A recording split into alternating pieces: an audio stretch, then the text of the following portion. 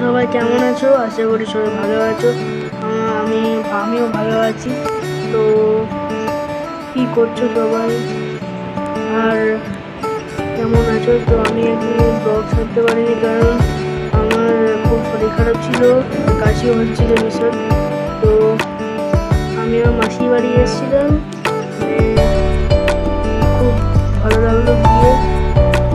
তো আমি সেটাই বলছি যে আমার খুব ঠান্ডা লেগেছিল, ওই জন্যে আমি একদিন ব্লগ বানাতে পারিনি। তো সবাই কেমন আছো?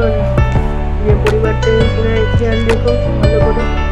আর দেখতে পাচ্ছ এটা চন্দ্র মাসি, বাবা সবাই বসে আছে। তো চলো, এটা হচ্ছে মাসি শুনি বলতে পারো একটা কম্পিউটার ম্যাজিক হয়ে গেল। তো চলো, হচ্ছে আমার বিষয়টা পড়া, এখানে পড়ে এগুলোটাকে।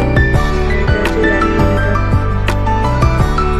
আমাদের কেমন লাগলো অবশ্যই